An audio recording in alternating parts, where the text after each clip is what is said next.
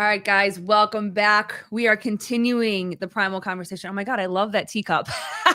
Thank you. I don't know where I got it. It looks like it'd be from my mom's cupboard or something, but I don't Yes. know. We're rocking with it. I was going to say, did you steal grandma's cup? Did you steal mom's cup? Like, where did you find it? Was it like a I thrift think store I think find? this is what she left me in the will, maybe. I mean, then you've made it. Then Yeah, you are of importance if you get to walk away with a teacup like that. there you go. So this is Steve. He is part of the Primal family. We've become friends since I joined Primal, and he found me, I believe, just from my stories, just posting and tagging Primal. And you were like, great job. And, I think that's just another testament to Primal. It's like the minute you join and you start tagging Primal, it's like, oh, I do Primal and welcome. And it's great. And so, you and I have, developed this friendship just from being in the stories and being a part of the crew now. And so I figured it only makes sense to chat from your perspective of why you love Primal and why you're Hell here. yeah. Yeah. Is that an actual question? Why I love Primal? Yes. Why am I here? Oh my Yes. god. Let's do it. That's a We're just gonna large jump right question. in. Jump Oh right my in. god. Why I love Primal. I love Primal because it has completely changed how I view training as a whole. I think I've always kind of had I don't know, perspective of strength training that was very like akin to bodybuilding, right? Because I did just the natural in your teens being like a bro lifter of just, you're doing your bro splits or whatever.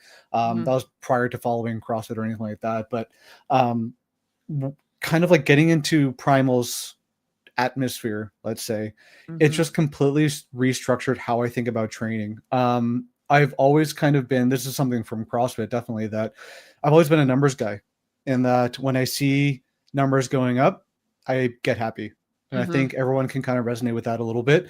But, inevitably you kind of hit this, I don't know, maybe it's just me, and I'll speak on my experience that, once I kind of get into my 30s and my mid 30s, I'm like, okay, the numbers aren't really going up. And if one goes up, then the other goes down. And you're kind of like constantly juggling. I wouldn't even say constantly juggling PRs, but there's, a lot of things stay stagnant. Mm. And then once I kind of get introduced to Primal, and then let's say the option of developing some strong mobility, I I started seeing training in a way that, like, oh, it's not just about the number, it's more so about the intensity that you can bring to it. Right. So as an example, something like, and then we'll definitely talk about this, might as well just bring it up now. The Jefferson, I have the that. I Zercher will. Jefferson curl, Yes, yes. Go right? ahead. Talk into that. Dive into that. I've So got it like right here. the Zercher Jefferson curl. So, a Jefferson rack, you're holding the barbell in the crooks of your arm, and then essentially with straight-ish legs, bringing that barbell as deep as you can. Oh, you got the whole story. Oh, perfect. That's fantastic. You got the grunts and everything. Incredible. So yeah, deep, kind of like a Oh my hinging motion, God. right? That is incredible. And those were some of, and we'll get back to what you were saying, but those are the moves that I see on Matt's Yeah. stories that completely derail me. And I think that I will never, ever be able to do something like that, and we'll get into the conversation about like how some coaches and some doctors look at movements like that and are actually saying it's a disservice to the body. Whereas Primal and all of you guys on the team are like, actually, it's the healthiest thing that you can do for your body. Not saying everybody's going to go do that at 205 like you just did, which you crushed it. That's amazing. But the movement itself is actually more beneficial than it is hindering. But go back to the beginning as you explaining like the importance of a movement like that.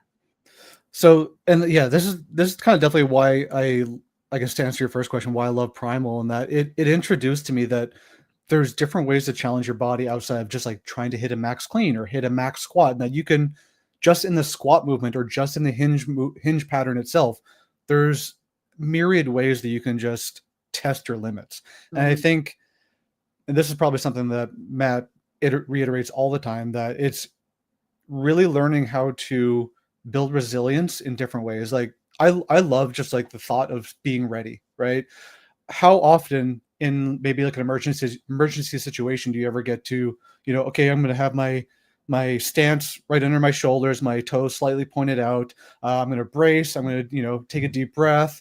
The I'm gonna perfect really lift, focus right? the The perfect lift. perfect lift. No, I want to be able to just reach down to the ground and not have to worry about what the hell I'm doing. Mm. And there's a bunch of reasons as to why. Part because I had a ton of pain before meeting Primal. Actually, not just before meeting Primal, the early days of Primal, as well as I kind of got into the training methodology itself. Tons of back pain. It was wild because I was a new dad. There were times where I could go to the gym and deadlift 315, 350, whatever, and I would come home and I couldn't change a diaper because I would be sitting on the ground like straddle position. I specifically remember this one time where I reached for a diaper and I pulled my back out. And I'm like, what is going on here that I can go to the gym and like lift that heavy like when everything's perfect, Yep. or you can train that hard, and then for what when you come home you can't even get your kid into the crib. I have Right. to ask my wife to do it. Yeah. It's like what does that mean for me as a person? Yeah, exactly. And that was my experience experiencing back pain for over 10 years. That's very much what it was. And there's more times than not that I was trying to figure out my day through pain. And there were times that my recovery of choice, I guess you could say, when I was having a very painful day is I'm sitting on a heating pad Oh yeah, I had one of those. Yep. for hours. And I'm like, this is the only thing that's going to help me. This is the only thing that's going to get me good enough to be able to change my son's diaper, to pick up my son. There are times that I'm bracing myself to try to put my son in his crib. And I'm like, is my back going to give out? Because I'm just, that distance between how far you can actually hinge over and where the actual crib is. I'm like, am I going to drop my kid? Because my back was so bad. So going back, so when did you find CrossFit? 2019, I think. It was just, I think maybe it was 2019. I think it was literally just before COVID hit. I joined a class and I avoided CrossFit for so long. I actually tried CrossFit once in I think 2011. Okay. And I think the main site my dad was actually following this, and I think he was following the main site programming at the time. And it was just from like a lay person's perspective, a stupid workout. It was like 100 pull-ups for time or something like that. Like as a CrossFit, you'd be like, oh cool, how fast can I do 100 pull-ups? But yeah, to a person who's never seen CrossFit, like I can't do one. What the hell is this? This is the dumbest thing I've ever done. Yeah. Exactly. So I quickly gave up on that in my garage. I was like, I'm never doing that again. And then my only exposure to CrossFit was ever like seeing butterfly pull-ups on YouTube videos, people saying it's dumb and whatnot. So I fought tooth and nail to avoid CrossFit, but I had moved to a new town. My workout regimen was not going very well, and I was putting on weight, so I was just like, I need to do something. And I joined CrossFit in 2019, and yeah, the rest is history. So were you experiencing pain from an injury before you found CrossFit, or did you start experiencing pain and injury once you joined CrossFit the second time? I would say that I definitely only really experienced like I've had injuries, of course. I played sports and things as a kid and a young adult. But I definitely never experienced things like back pain or knee pain until I started doing CrossFit, mostly because I wasn't doing anything to elicit any kind of response of pain, because I wasn't doing really anything. I was basically like doing, bench press and bicep curls at the gym. So for your extra accessory, right? When you want to do something extra, you always pick the things that feel really good, or you really want to emphasize. Where for most guys it's the chest and the arms, and for us it's the legs and the glutes and whatever, and you're going to overdo those and stay away from all the other accessory stuff or whatever. Or you hear accessory is foam rolling or banded stretching and all this type of stuff, all of those type of movements, but not really realizing that you're missing the component of strength within the mobility movements versus just flexibility. So before we go any farther, I want to bring this up because this was something that Matt talked about a lot. And this is the big eye opener for me of this idea that it's not just flexibility when it comes to mobility training. So you and Matt were talking about this. I just want to play a part of that. And you can't hear it. Becoming more flexible so that your body can frickin' reach the bar. You're actually building strength in these ranges of motion. So don't think I need to step back from my toaster bar to do mobility like it's some kind of demotion and hey, I need to work my flexibility because I'm not flexible. It's like, no, you're working on your strength. It's the same thing as strength training for a pull-up, right? You're building your awareness, your control, your muscles to actually be able to attain that stuff. So don't sleep on that because it is strength training at the end of the day. That is such an eye opener for us in the fitness space, not only as athletes, but as coaches too, of this aha that it's not just flexibility, it's actually strength training. So for you, was it only finding Primal where that connection came to you? Were you that one that was just like, oh, I need to get more flexible, so I need to just be in stretches? Like, did you realize that there was strength training involved in mobility before Primal, or was it really Primal that really was like, hey, listen, we got to strength train this? That it was Primal, 100%. Mhm. Like my whole arc of understanding injury was quick. I didn't suffer with injuries for like decades or anything Mhm. like that. Mhm. But inevitably just training CrossFit very, very intensely and hard, back pain set in, knee pain set in, and eventually it got so bad to the point where like at one point I think I injured my back on a 175 warm-up deadlift. Mhm. Just pulled it out and I was like, okay, this hurts. The next day I couldn't stand up from like higher than 90 degrees. So essentially I was like walking around looking at the floor. Yeah. Um, Oh, I've and experienced those days too. so I had to go see like, some sort of therapist or specialist to help figure out what the fuck's going on. And I went Mhm. to a massage therapist, and basically they said, "Oh yeah, like your hamstrings are all fucked up, and your glute is tight, and things like that." And that was like my first entry point into like, oh, okay, it's my back is not sore because my back is fucked up. It's something else up and down the chain that could be causing. That was like my first aha moment. Mhm. But then eventually, just through finding Matt on Facebook, to be honest, we end up striking up a conversation. I found Primal, and as a CrossFit and nutrition coach myself at the time, I was like, I work with athletes, and I have my own issues with pain and injury and things like that. The only thing I feel like within the picture of like fitness as a whole, I understood nutrition. I understood fitness to a degree. Now, of course, I'm still learning, but I feel like I had a pretty good grasp on it. Mhm. Mobility was just this like question mark for me. Mhm. I would follow some apps that were out there and some programs that were out there, but it was kind of just like, I'll just do what you're told and shut up. Just follow it and hopefully it helps. None of them Mhm. ever really helped me specifically.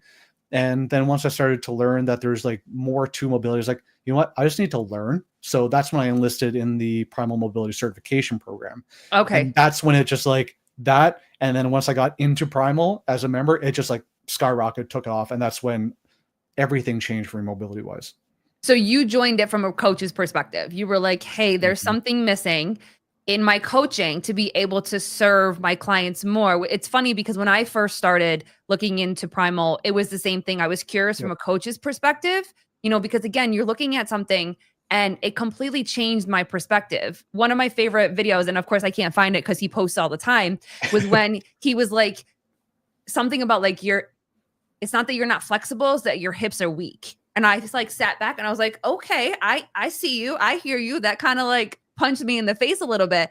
And then that's when my interest really started to happen, not from an athlete perspective of thinking that this is going to help me, but from that coach's perspective of maybe it can help somebody else. So in this certification, when you started to do this, when did you start doing Primal on yourself? Or did you start in immediately once you started the certification? You're like, well, fuck it. If I'm going to do the certification, I have to know what it feels like in order to be able to coach my clients. I don't think I kind of went in right away because I was still in a different paradigm where I didn't really feel like mobility was something that I needed to do all the time. Because Mhm. eventually, kind of just using primal methods, I end up getting over my injury. I was like, fantastic. I don't need to do mobility anymore. But that Yes. was like the Yes. first entry I'm point into like the cured. whole. I'm good. We don't need to do this anymore. It's a quick fix. Yeah, Yeah, exactly. it was like the point one in the Dunning-Kruger effect where I was like, "Okay, I don't need to do this anymore. I'm cured." Yes. And then eventually they would kind of creep back, but like thankfully I was resilient enough at the time that I could just kind of deal with it when I need to. Um, but it was really kind of getting through the primal certification and graduating where I was like, "Okay, now I'm kind of like in the atmosphere of primal."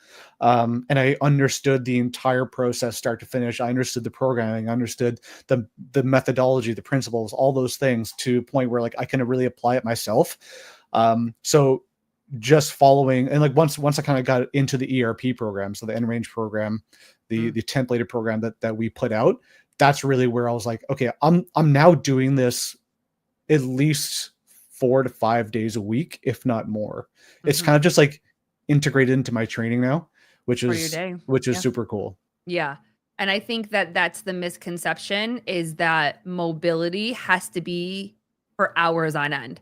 And then so Mhm. you look at people and you talk to people and have these conversations and they're like, well, I don't have an extra hour to dedicate to mobility.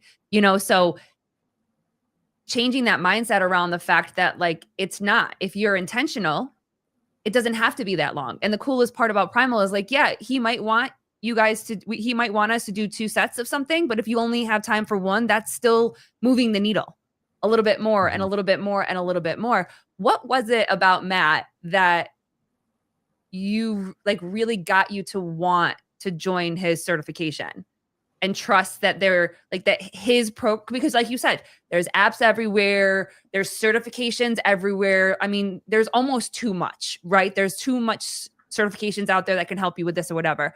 What was it about Matt that really got you to try or to, like, join his certification program and really dive into Primal?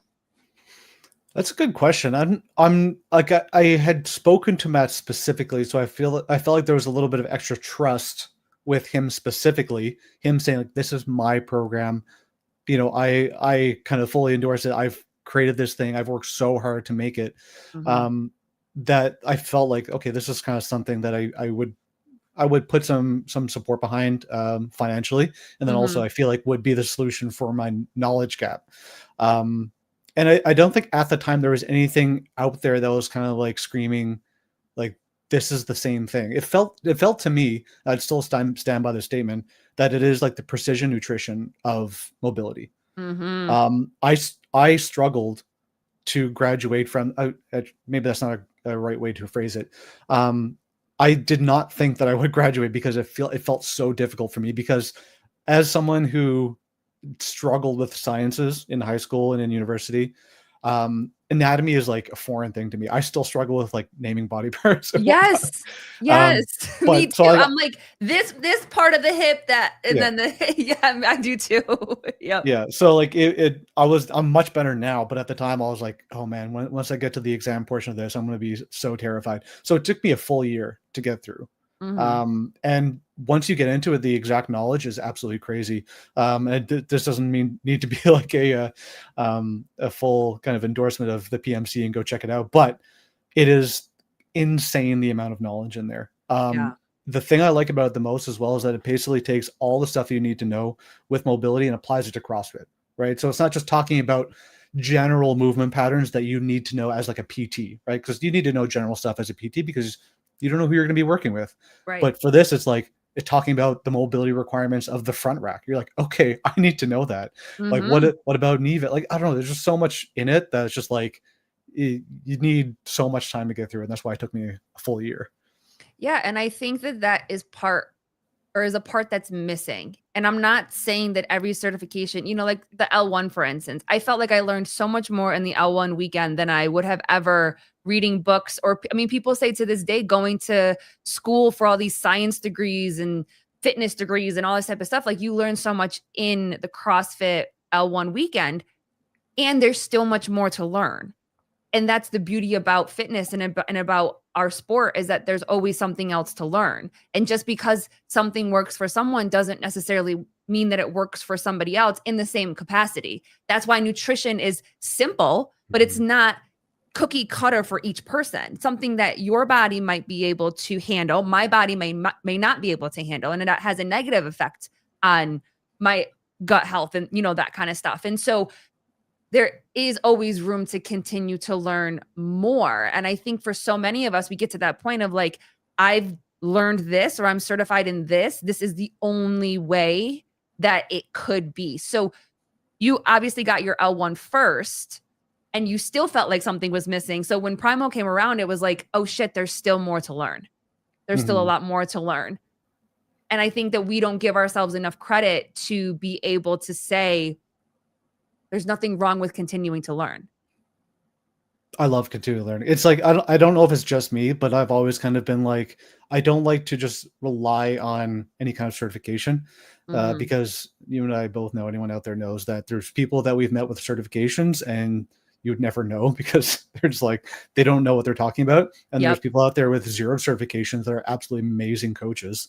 Mhm. Not to say that it's all one or the other, that, you know, you don't need certifications. I think there's importance behind them. Right. But to define yourself as just like, well, I got my L1, that's it. That's all I need to know. And you know what I mean? I think that does such a disservice to everybody. And even saying that like, oh, well, you know, I don't know anything because I don't have my L2. It's like, well, there are a lot of great L1 coaches out there. And I'll say this right now. There's 2 documents that I refer to on like a weekly basis.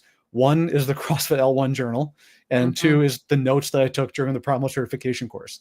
Those are like the 2 things I refer to all the time for Yep. coaching stuff, fitness, mobility, you name it. Was there ever a time when you were dealing with your pain before you found Primal? Was there ever a time that you thought that you would have to give up fitness and just be, or at least CrossFit in the capacity that you wanted to? You know, we talk about going into the gym and being able to PR this and feel so good, but then you're coming home and you can barely move. So was there ever a time that you felt like that you were going to have to give up fitness, and was Primal kind of your last hope for you personally when you decided to dive into Primal as an athlete, not just from a coach's perspective? I don't think it was a last hope per se. I think it was a very pleasant surprise, because I think where my mind was at the time was that, oh, I just have to deal with pain. It's just going to be part of the process. Hopefully it doesn't get worse. Hopefully it's probably not going to get better. But I think I just kind of accepted that the rest of my life is probably going to be something to do with pain management, right? We're just going to have to be careful. I'm going to have to foam roll. I'm going to have to smash. I'm going to have to do a 45-minute warm up on deadlift day, or just avoid deadlifts completely.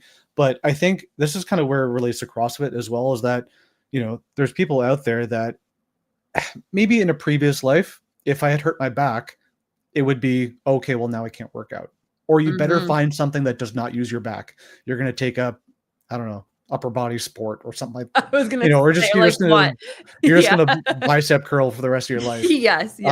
But the whole idea behind CrossFit is like, okay, you can't do that. Well, what can you do? Cool, you can't squat to parallel. We're gonna squat just above parallel. You know what I mean? Like that's going to be as close as you can get to the stimulus. Just because you're injured or just because you can't do something, we're not going to completely remove you from the process. You're still here. You're still doing it.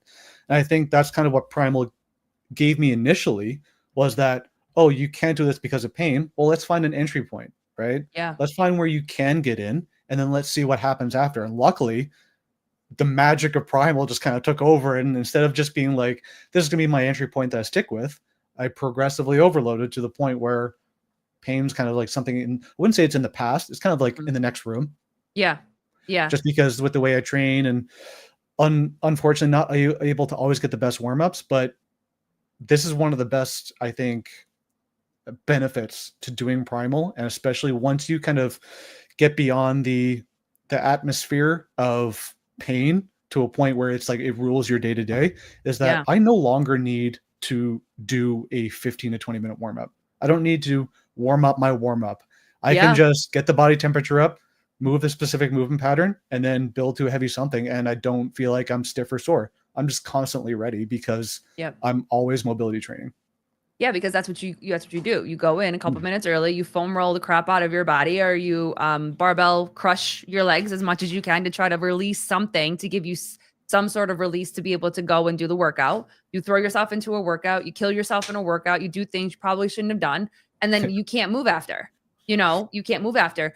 When you started getting into Primal and really learning about the methodology, whatever, were you surprised at how much Matt leans into the pain or leans into the injuries versus other doctors saying, well, if you're injured here, you can never do anything. You have to stay as far away. If it's a shoulder, you cannot put anything overhead. You can't hold anything away from you. You can only lift 5 pounds. You cannot go. Were you so surprised for something like Primal, where he really leans into and really brings awareness, and you're constantly focusing on the injury and the pain, but not from a stay away from it perspective, but it's more of a awareness and really working on that?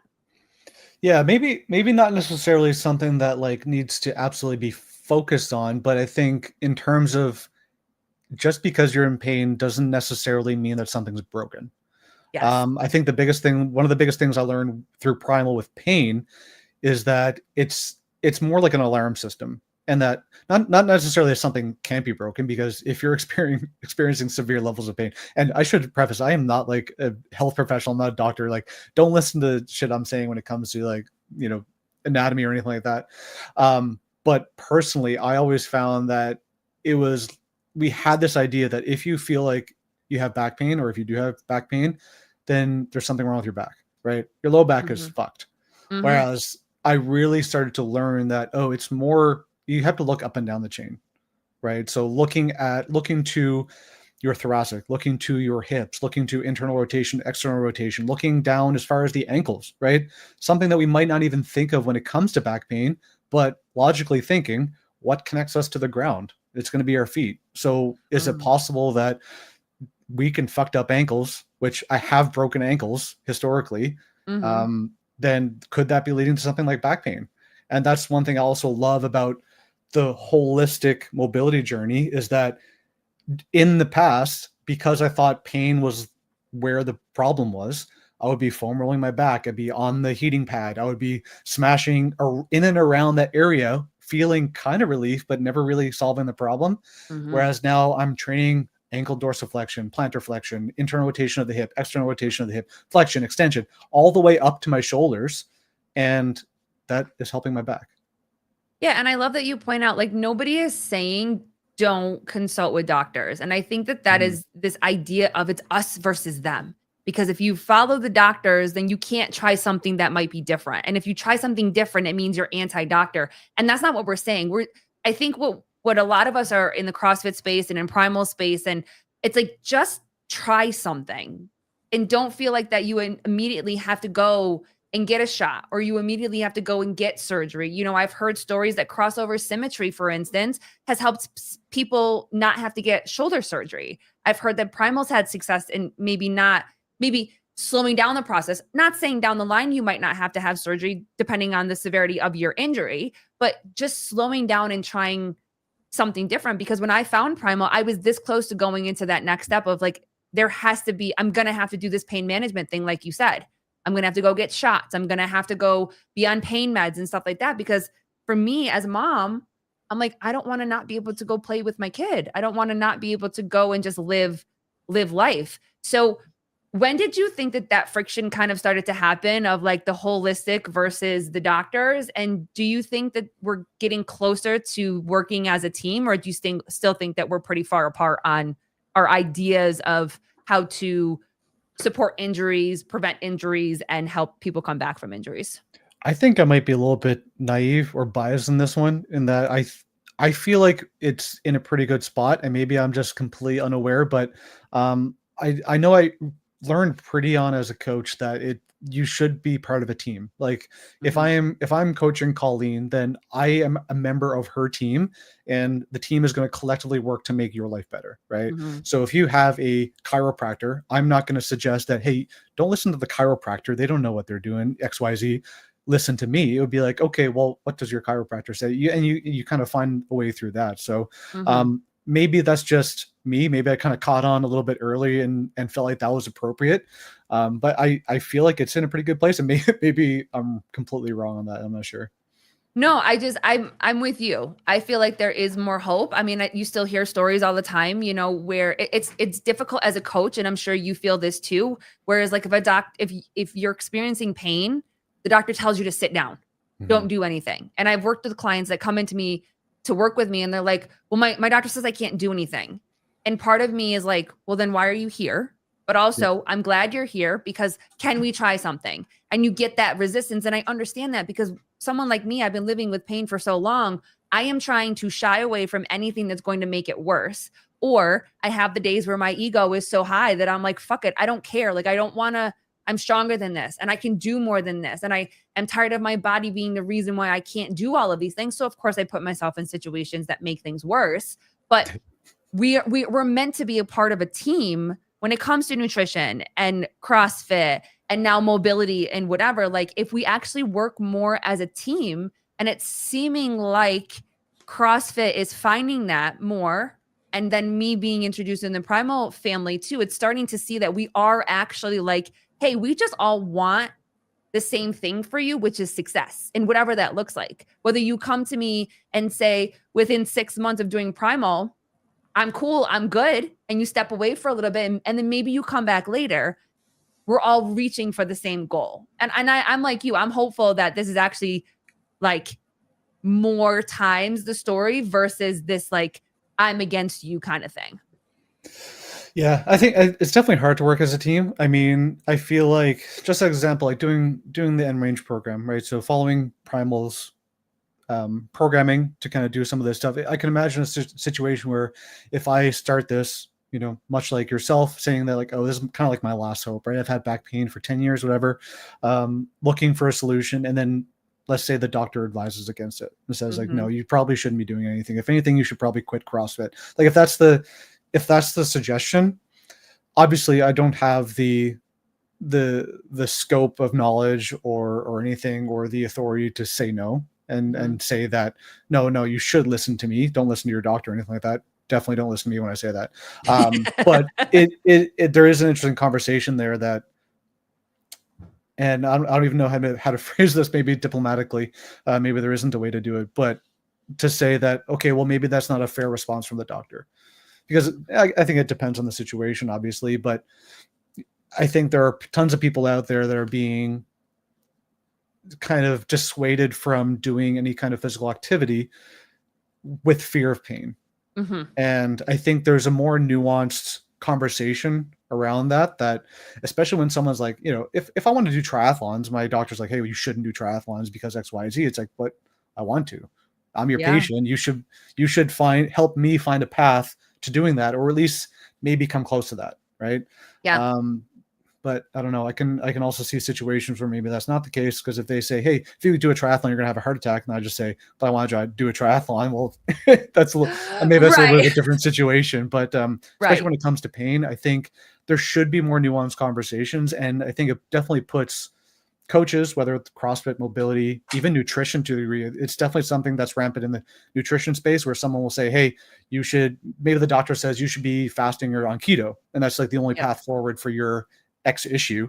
And the nutrition coach is like, oh, like that. They just hear nails on a chalkboard when they hear that. Yes. But they can only do so much when it comes to that. So it's definitely a challenge, I would say. But I'm hopeful that through kind of what we're doing with social media and Matt posting all his knowledge and value through Instagram, that hopefully we can kind of convince people that there's other options out there, and that they're just like CrossFit can find a way, an entry point for someone, no matter where they exist on the fitness wellness continuum. Same thing with mobility, is that there's going to be an entry point somewhere. Like maybe it is literally like quarter hinges to stretch the hamstrings. Maybe that's all you got. Cool. Let's start there. That's all I got. And that's exactly how CrossFit works. Like if you can't do an air squat, you can do a quarter squat. We'll start there and we'll have you working towards it. You know what I mean? So it's the same kind of thing. Yeah.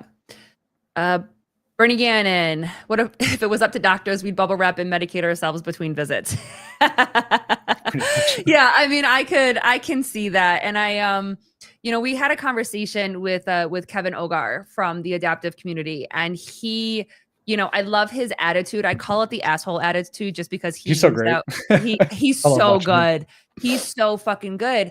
But it's a reminder of when we lose our, if we lose our independence, that's when life really starts to slow down. So if we can find ways to have our independence and continue our independence for as long as possible, whether you're an adaptive athlete, whether you're coming back from an injury, whether you are trying to prevent an injury, long term, we want to be as independent as possible. My goal is that when I'm 80, 90 years old, that I can still wipe my own ass. I don't want to be in a nursing home somewhere and be relying on somebody else.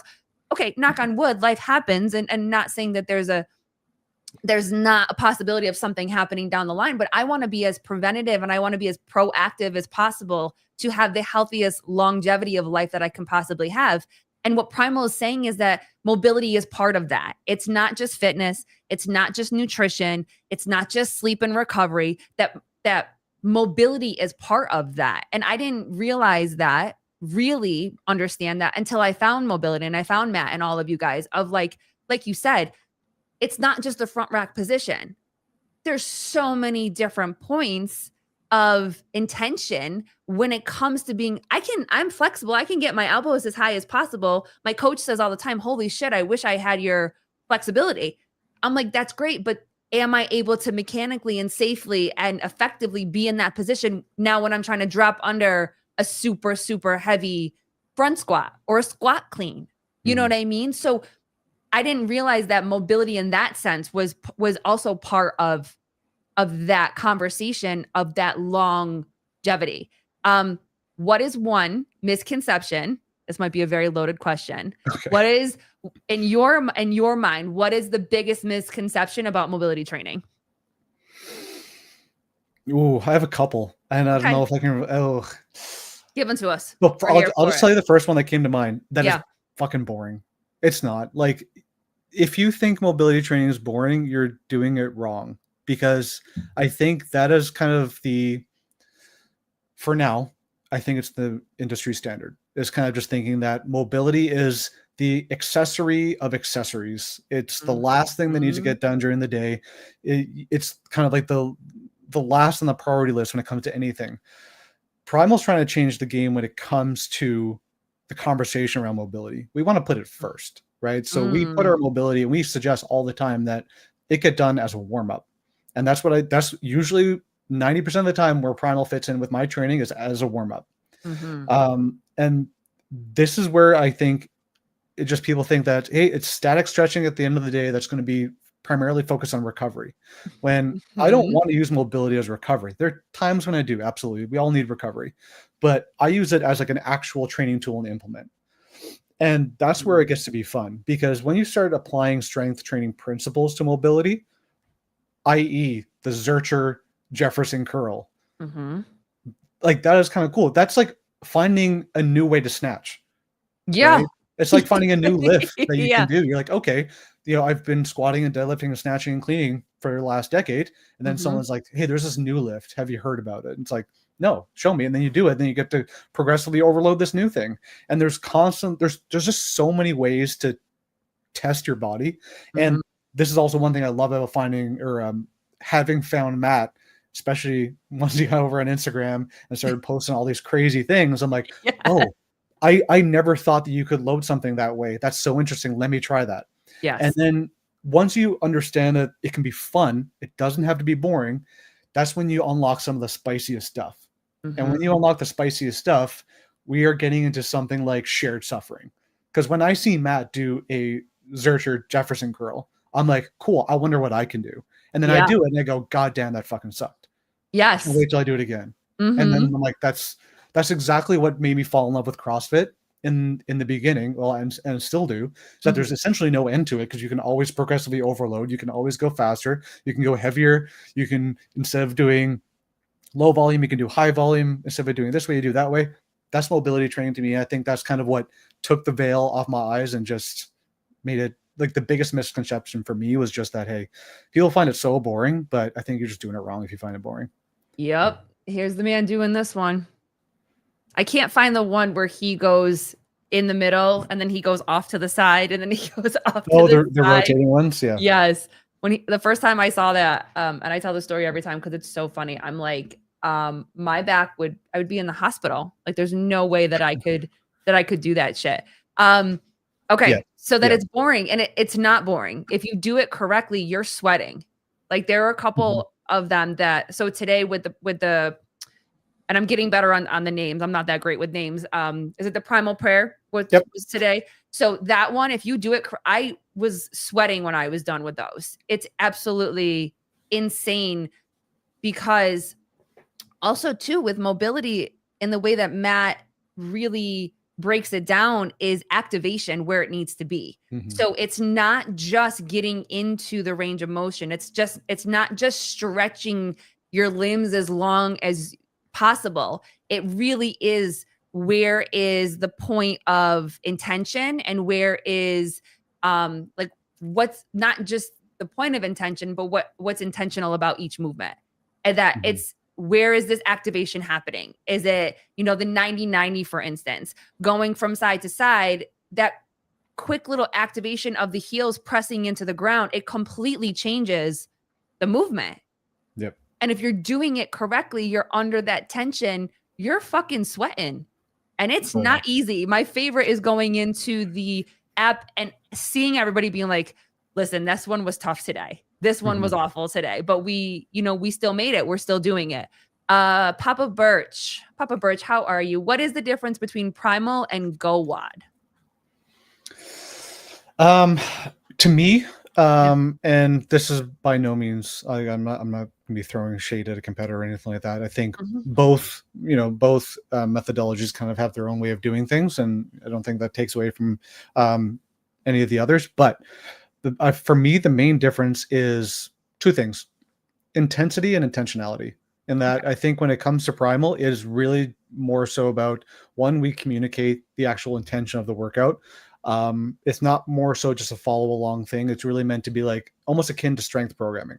So the stimulus is really communicated in the videos that we do have, as well as the coach's notes, which I think is kind of like a big thing, as well as the intensity. So a lot of the movements that we actually do have are specifically around RPE. So you have like a perceived exertion that you're really looking at achieving. And that can explain RPE to people that might not know what that is. So I believe there's two ways of doing it. I know Matt and I disagree on the actual which one it is all the time. It's okay on your show. You can use your definition. Yeah, for me, it's rate of perceived exertion. So basically how intense on a scale of 1 to 10 is the workout. So or the specific movement. So if you have like an RPE 10, you can tell on someone's face whether they're doing like an RPE 10, right? If you're going to do an RPE 10 squat, that's basically to failure, and the requisite intensity should be displayed pretty prominently on someone's face. If it's an RPE 6 and they look like they're doing an RPE 10, then something's a mismatch there. So with our movements, almost all of them have a RPE associated with them, so that we kind of understand that, hey, with this one, it's an RPE 6. We're now supposed to be contracting everything and look like you're about to take a shit while doing this. But then there's some where this is an RPE 9 or 10. You should be putting every single bit of effort and energy you have into this thing, whether it's like an isometric contraction or like a PNF, any of those things, like that's the intensity. I think those are kind of some things. There's probably a bunch of others as well. But those are the things that jump out as me as like the difference between Primal methodology and the GoWOD methodology. And I think that's just highlighted in the kind of the overarching idea that with some of the other platforms, a lot of them are just about flexibility. It's not really about mobility. It's because you see a lot of passive stretching, a lot of active stretching, but they're kind of just like static. Whereas we're more about building strength and range of motion through not just passive stretching, but also stretching while moving, and then a lot of activity in that as well. So what was, when you started to really dive into the methodology of Primal, what was the biggest eye-opener for you? Was it a movement? Was it like learning about external and internal rotation? Was it the possibility that, this could relieve back pain later? Like, what was the biggest, like, holy shit perspective change for you when you really started to dive into the Primal methodology? So maybe I'll answer it this way. I think one of the coolest things that kind of like smacked me in the fucking face when I started doing Primal was that you can not change anything else and just increase the intensity on something, and you're going to get a lot out of it. So an example would be like a squat, right? Barbell back squat. Matt and I would go back and forth sending each other videos of us doing like ridiculous tempo squats. So I think there's something called like a Klokov squat. Maybe I'm getting that one wrong, where it's 7 seconds down, controlled tempo, 6-second pause at the bottom. So you're dealing with like 13 to 14 seconds of tension for one squat, and we do that for like 4 or 5 reps. So you're talking about God, 15 seconds of tension throughout one set, and then we build to like 185, and we'd be like, I'm gonna shit my pants. This is crazy. But it's funny because that's like what 60% of my 1 rep max. Yeah. And here, like my veins are coming up into my head. I'm turning blood red. I'm looking like I'm going to shit my pants. Or you're And like on the verge of passing out, like something. it's like it's like an RPE 9 out of 10 squat, but with like 50 to 60% of your 1 rep max. And that's just like the effort that you're putting into the one movement. You're contracting everything. You're squeezing your glutes. You're contracting your quads. You're driving into the floor. You're trying to pull the floor apart. All these things. And it just kind of like flipped a switch in my head is that you can keep everything else the same and just increase the intensity of what you're doing something, and you're going to get a lot of results, which is kind of cool. Yeah. Because I think historically, at least in my brain, I've always thought of progressive overload as like, okay, the first one I ever knows is that you could only increase load, right? That was the kind of like the bro in me of like, just go heavier. That's it. Mm-hmm. And then once I kind of got into CrossFit, it was like, okay, well, you can do things with higher volume. So you can just pick up the volume super high, do 1,000 box step ups. That'll be fun. Mm-hmm. And then you can you can decrease the time and tempo and all that stuff. But I never really thought about making something as fucking difficult as possible. And that was one thing that Primal introduced me is like, you can take a simple movement and basically try as hard as you can to make it as difficult as possible. And you can actually get a lot out of it, which is really cool because you can do like a max effort air squat if you wanted to. Do you know what I mean? Oh yeah. Those very wide range squats that we do. The sumo squats. Getting down to just below that parallel, just that much more. I'm like, holy shit, like this is so difficult. And I absolutely agree when you say this, you can change the intensity and it changes the whole perspective. So now the big thing for me is when I would squat, I would never feel it in my glutes. I would never feel activation in my glutes. I would only feel it in my back. And so doing Primal now for 6 weeks, I am starting to actually feel it in my glutes. I'm also starting to feel the soreness in my glutes, and I'm not really feeling anything in my back. I'm not being dependent on my belt anymore until I get like a max lift and whatever. In workouts, I'm not adding weight for the sake of adding weight. I'm adding weight that I know that I can stay consistently in that position that I'm supposed to be in. So it is slowing things down. Yesterday, I did a set of 7. It was supposed to be at 70%, which for me right now is 100 pounds. But I took each one in complete control. By rep 4, I was like, I think I might fail. And I had 3 more reps to go. And it's only 100 pounds and it should not feel this heavy for me. How does increasing the intensity in the movements and tempos and slowing down and really being aware of each movement, how does that actually translate to workouts later? Because most people say intensity, they think I just need to fly off the wall and go as fast and as heavy as I possibly can. So from your perspective, how has the intensity in the slower parts of the movement actually really, like, how are they beneficial for actually increasing intensity later? That's a good question. I'm sure there's like a million ways in which it can be beneficial. In my mind, the way that I see it, maybe there's going to be like a roundabout way of answering your question. But one thing that I used to kind of suffer with when it came to lifting, CrossFit, whatever, is that I would kind of get into the habit of just, I don't think there's any better way to say it than just like jamming my joints through ranges of motion. So for example, something like a squat clean, I am physically getting under the bar as fast as I can and kind of just going into like a deep squat, and I have to bounce out. You know what I mean? And that's something that's fairly common. Yep. That's me. Yeah, I never had the strength at the bottom of the squat, but I have the flexibility where I would just bounce out of the squat every single time that I would do it. So So you're kind of, and I'm not necessarily saying like this for an absolute fact, because I think everyone's a little bit different, but for me, it kind of felt like I was depending on the elasticity of my joints, tendons, cartilage, all that stuff to propel me out of that movement. Another example would be something like butterfly pull-ups, in that maybe there was a time where I wasn't really ready for it, but I decided to, for some reason, try anyway. And I luckily had some sort of skill level where I was able to learn them fairly quickly.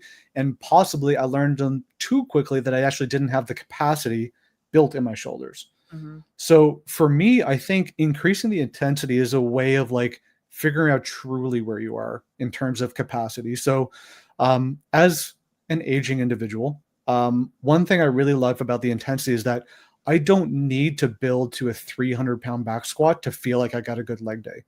If I have 185, bet I'm gonna make it fucking hard. You know what I mean? Yeah. I'll Yeah. walk out there with shaking fucking legs, Yes. and that's all I need. And Sometimes Primal's fucking mobility yeah, does that shit. sometimes to you don't need me, any weight. You're just doing too. body weight shit I at don't Primal. need any weight. I'm not even in that phase where I'm adding weight yet. And I'll be like, Yeah. damn, my hamstrings are lit the fuck up from whatever we did. Yeah. Yeah. So I feel like, you know, just doing things intensely like that kind of shows you like, okay, if you can do that, then you're ready. Do you know what I mean? So Mhm. for example, if you couldn't do, I don't know, if maybe it's just personal preference of mine, that I felt like if I couldn't really like in control do a tempo squat of like 4 to 5 seconds down, pause in a good position at the bottom, and then explode up, it's like, should I be back squatting it? I don't know. I think Right. it's up to the individual, but for myself, Yeah. I would feel like maybe I shouldn't, just because Mhm. I don't know. Maybe I should be more ready for it. Do I still on occasion? Yep, I do. I Mhm. still will bounce out of the squat, and sometimes I'll put myself through ranges of motion that maybe I'm not prepared for. But I think it's when we constantly do it that to me, that may be kind of like a source of injury, whatnot. And that's not to fearmonger at all. I think that's just something that sometimes we do things that we don't quite have the capacity for. Yeah. So for me, I've always found that doing things with intensity is just a way to kind of get the nervous system to trust that, hey, if we can apply that level of intensity to this movement with this loading or in this way, then we trust you. So Yeah. then it kind of like opens the doors to what's next, which would be max effort something. Yeah, and it changes the perspective of just because we should be doing something doesn't necessarily mean that we or just because we think we want to do something doesn't necessarily mean that we should be doing it, especially if we're doing it unsafe. And I think that there is this misunderstanding of whatever the definition of unsafe is, you know, and I think that that's also part of the stigma that CrossFit gets, is because you see people come in and you see them doing all these crazy things, or so many people have injuries from, you know, CrossFit and stuff like that. And so many people, and I was one of those people, I blamed my coach. Well, I'm going too heavy all the time. I'm doing percentages all the time. I'm doing things that I shouldn't be doing. Yeah, but I also need to stay accountable for myself and saying, I know I shouldn't be doing this, so I need to take a step back myself. And that's really where I am in this training season of my life, being back in CrossFit and now doing Primal, is that there's nothing to prove. I don't have anything to prove. The only thing I have to prove to myself is that I can show up consistently for myself, and I can still have a really good workout regardless of what I'm doing. Even if it is days like today where I ride the bike on a zone 2, listen to a podcast and do Primal for 15 minutes. I'm still having a very successful fitness day, and I'm still moving the needle to a better, long, healthy life, you know?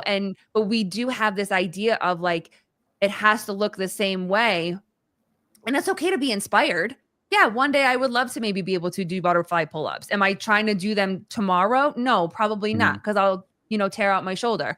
Can I dream one day that maybe I'll get consistent on bar muscle-ups? Because that's kind of that, and handstand walkers are kind of the two movements that I like really want to be able to do. Yeah, sure. Not tomorrow, but I can work up to those, you know, and being able to support the muscle to be able to, and the joints to be able to move in the ways that you can push yourself is really cool. But that comes with mobility and strength, not just the big muscles. We always talk about like the big muscles, like we focus on the quads or the glutes or whatever, but are we actually building the foundation the way that we think we are if we're forgetting all of the joints?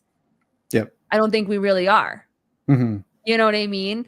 I want you to brag, and this is, I want you to actually brag about the Not very good coaches. at that. Well, I mean, Matt wasn't great either. I gave him a Brag about compliment. Matt. I mean, I gave Matt a compliment and he was like, can you end this right now? Yeah, that was about Matt, yeah. But I want you to brag about Matt, and I want you to brag about the coaches in Primal. Like, what is it about them that just makes them so fucking awesome? Man, they fucking care. And I don't have to think about that one. They care. I get constant texts from Matt of just like sharing wins from people of just like, this fucking made my day. He's like, if any of you can like have a win that you've done Primal, and or maybe you tried something from Matt and it made a difference, send him it first thing in the morning, because it'll make his fucking day. And the rest of the day he'll just be on rocket fuel.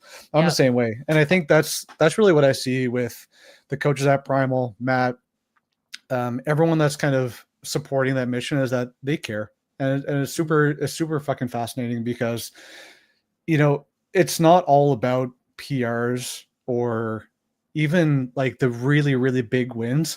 Sometimes it's like the smallest wins that can be the biggest, like, you know, seeing someone say like, hey, I've done XYZ pain-free for the first time, or, you know, I didn't have to worry about my back pain while picking up my kid. It's like, those are kind of the things that you really, really kind of just stew on and be like, wow, it's pretty fucking cool that you get to do that. And that's definitely the biggest thing that jumps out with the crew at Primal. It's just like, that's the kind of shit that they care about. And if he could just live on that for currency the rest of his life, he would 100%.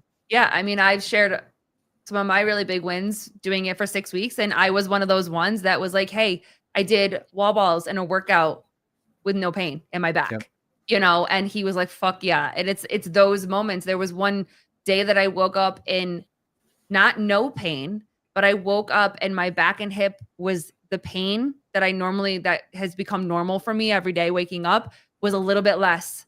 And I texted him and I was like, hey, I'm not feeling so much pain today. You know what I mean? And then there was another one that I was having a really bad day. It was really painful. My back and my hips were really, really bad. And, you know, initially I would have grabbed my heating pad and I dropped down and did a couple primal moves and whatever. And I was like, I was able to move for the rest of the day. And those are the moments that, you know, you don't realize how important they are. But for somebody like Matt, who's been doing this for so long and building this and really believes in it, and then now he has support from you guys in the crew to hear those messages of like, hey, it's working, especially on those days where you feel like it's not and that there is no impact, you know? So from speaking from somebody that's been doing this for a short amount of time, like I'm hopeful. You know, I remember the first time I said that to him of like, this might actually work. And for him, it was like, oh shit, that was really cool.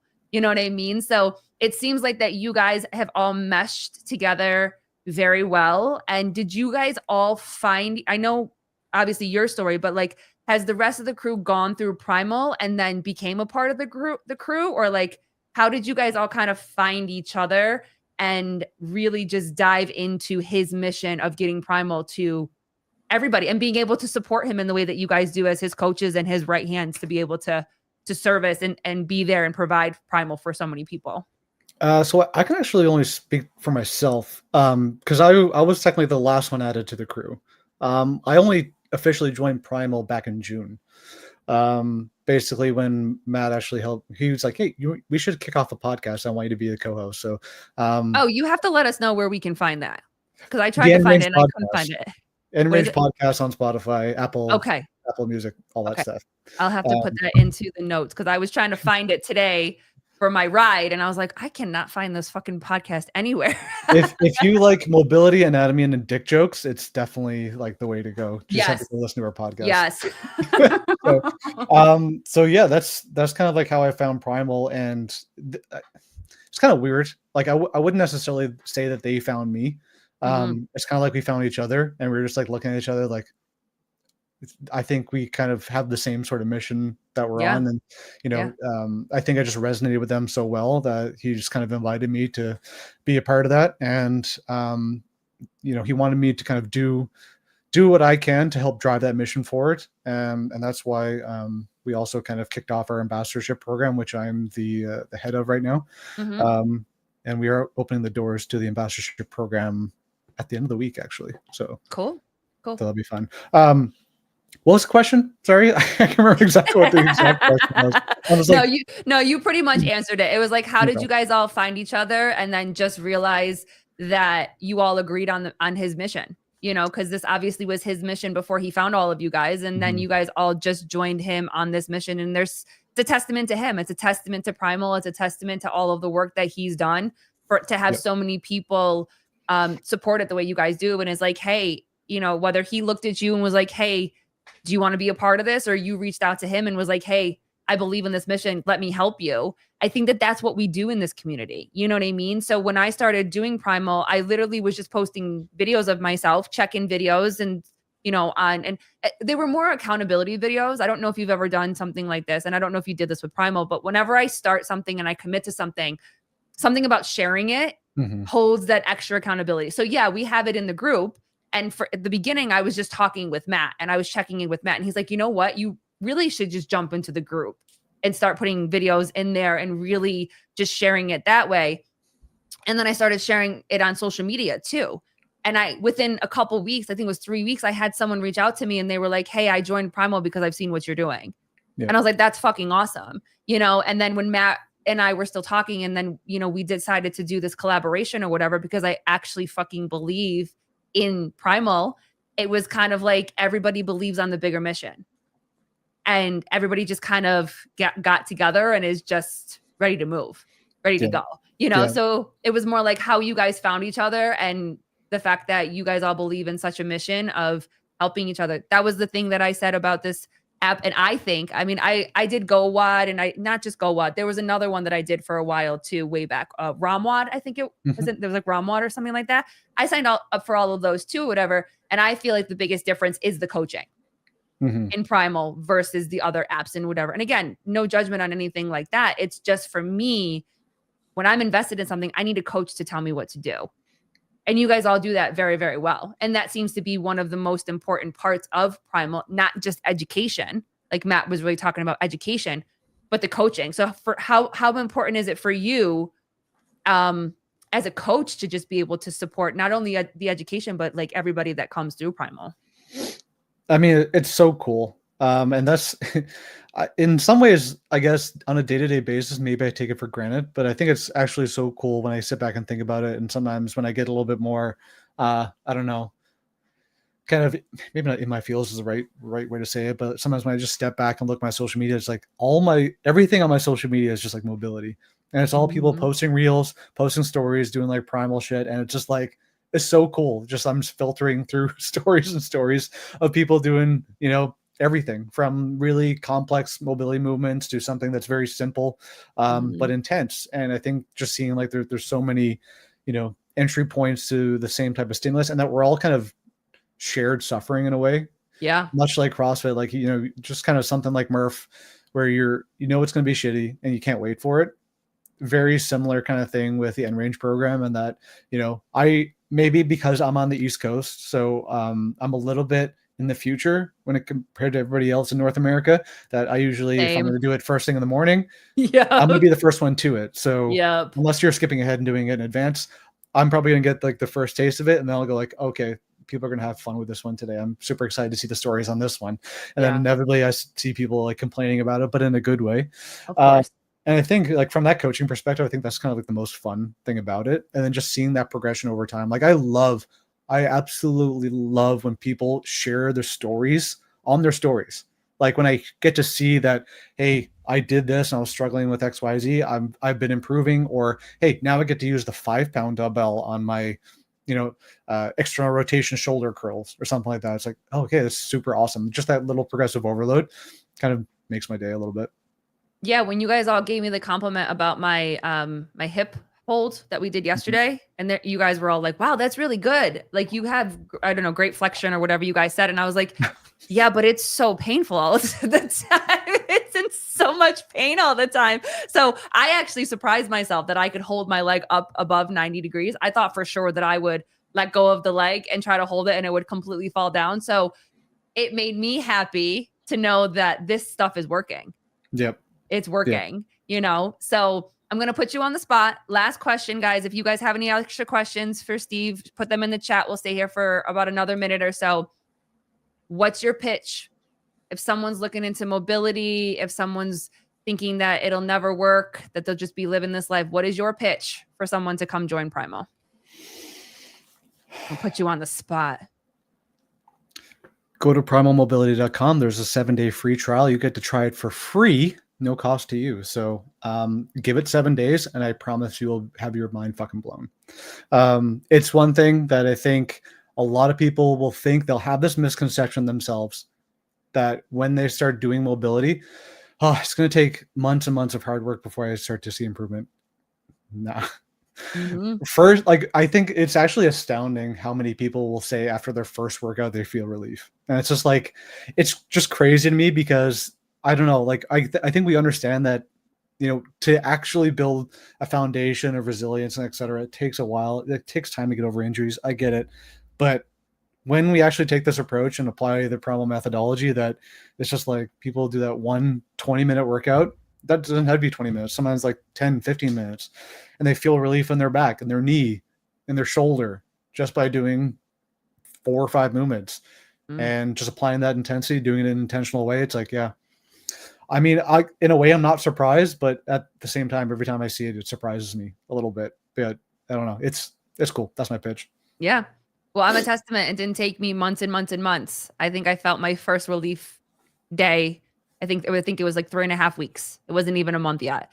And I've been doing this for 6 months or 6 weeks. And I already feel like that there's hope. And I feel like that there is